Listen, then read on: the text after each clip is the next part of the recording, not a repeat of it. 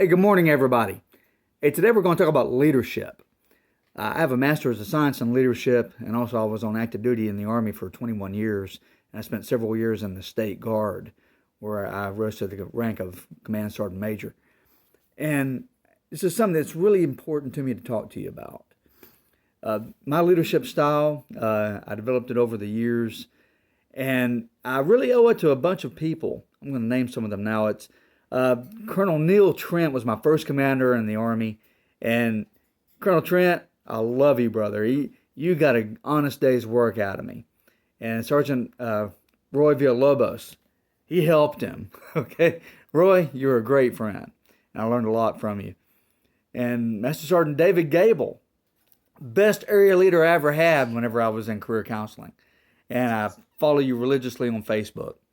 David, you were awesome. And also Carlton Lawyer. Carlton was a good friend of mine in recruiting, and I follow him on Facebook. He's doing really well. And so I just want to give a shout out to these guys. They helped me become the leader I am, or the leader I at least hope I am. Now, I'm going to tell you a story. Back in 2017, I'd retired from the military for a few years, and I decided I wanted to be a police officer. But I wanted to get my feet wet in it first, so I decided to become a Class 3 limited duty officer, which is all the power and half the responsibility. So I went to the academy for Class 3, and it was only a few weeks long. And they selected me as class leader because I was prior military. And some of the people in my class, they were retreads. They had failed out of the class before, and they were in for another chance. And if they didn't make it this time, they were done. And so I spent a lot of time with these people. There was probably about 5 of them. And no, I just spent a lot of time. Sometimes during that week for that first test, I spent up to about 2 a.m. just drilling them on the material in legals. And legals was not easy. It weeded out the week. And these guys, they all passed. Now, the day that we passed, we had to go to chow. And the legals class, well, I say legals class, the class 3s, we were the last ones to eat in the whole academy. And as the class leader, I was the last person to eat at the academy. And that's something I believe in, y'all. Leaders eat last, and we're going to get back to that. Well, we're supposed to give a head count, so the cooks know how many entrees to make, and somehow the head count got off by the time it got to me, and they ran out of entrees. Well, cook said, no problem. It'll take us about 10, 15 minutes, but we'll cook you up another entree. But then those guys that I had helped, they said, you don't worry about it, Sergeant Major. They called me Sergeant Major because they knew I was in a State Guard. Don't worry about it, class leader. Don't worry about it, Sergeant Major. We got you. And they started cutting up their entrees and putting it on a plate to give to me. And I can't tell you how that touched me. I can't tell you what it meant. That they would do that for me simply because I had taken time for them. And, it wasn't until months later I had discovered Simon Sinek, Sinek. He's a motivational speaker, written books on leadership, and has videos out on it. And he talked about how a commander, if he cares for his troops and they know that he cares, they're going to take care of them. Even if they start to run out of food, they're going to make sure their commander got fed. And it's one thing to hear about stuff like that, but it's another to live it. And I got to live it.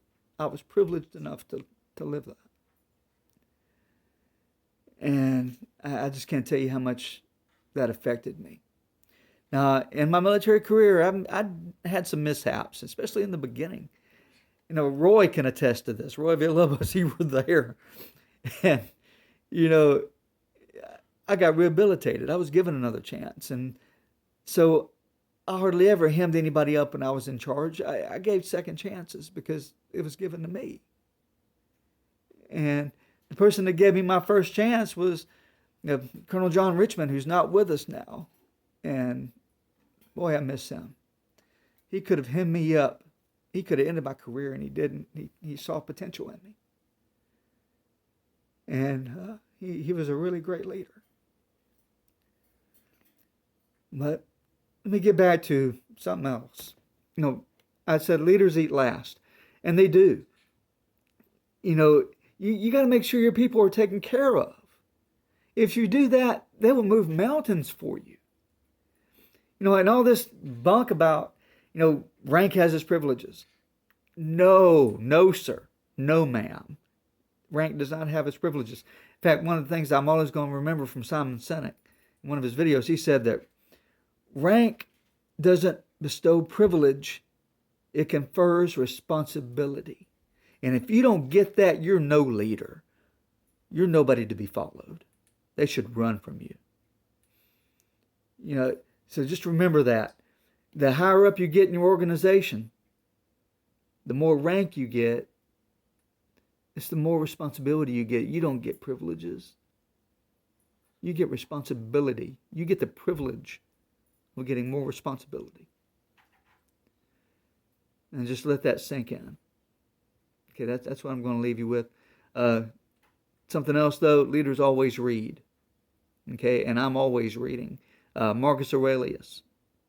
I love Marcus Aurelius. Meditations is a great book. So read your Bible. A lot of wisdom in there, especially Proverbs. You can read a chapter of Proverbs a day and read the entire book of Proverbs in a month. So I recommend it.